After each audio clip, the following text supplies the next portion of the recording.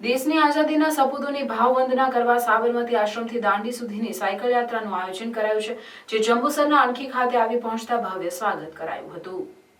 અમદાવાદ સાબરમતી આશ્રમથી મહાત્મા ગાંધીજીએ શરૂ કરેલ દાંડી કૂચની લડત આઝાદીની ચળવળ માટે મહત્વપૂર્ણ બની હતી। હાલમાં દાંડી કૂચના 96મા વર્ષની ઉજવણી થઈ રહી છે, ત્યારે ગુજરાત પ્રવાસન નિગમ દ્વારા યુવાનોમાં રાષ્ટ્રભાવનાને જાગૃત કરવા, આઝાદીની લડતમાં પોતાનું સર્વસ્વ હોમનાર દેશના સપૂતોની ભાવવંદના કરવા સાબરમતી આશ્રમથી દાંડી સુધીની સાયકલ યાત્રાનું આયોજન કરાયું છે, જે જંબુસરના અણખી ખાતે આવી પહોંચતા ભવ્ય સ્વાગત કરાયું હતું।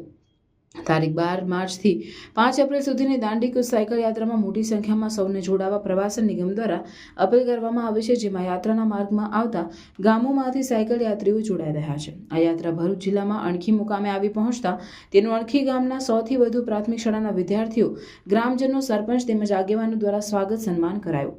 રાત્રે રોકાણ અણખી ગામમાં આવેલ ગાંધી આશ્રમમાં રોકાણ કરી સાયકલ રેલી પ્રસ્થાન કરી જંબુસર થઈ આમોદ મુકામે પહોંચશે।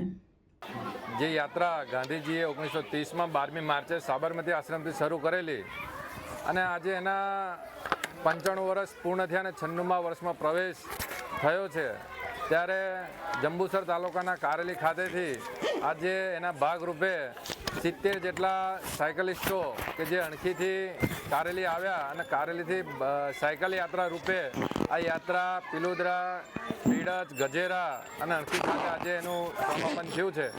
તો આ યાત્રામાં તાલુકા પંચાયત પ્રમુખ આદરણીય નીતિનભાઈ પટેલ ઉર્ફે ભોલાભાઈ, ગામના પ્રથમ નાગરિક, અણખીના સરપંચશ્રી તેમજ મોટી સંખ્યામાં અણખીના ગામજનોએ આ યાત્રાનું સ્વાગત કર્યું।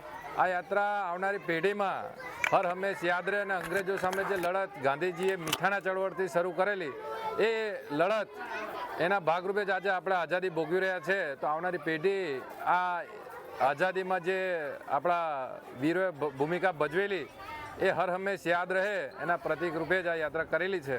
તો અહીંયા સૌનું સ્વાગત કરવામાં આવ્યું। આ તબક્કે સૌનો ખૂબ ખૂબ આભાર।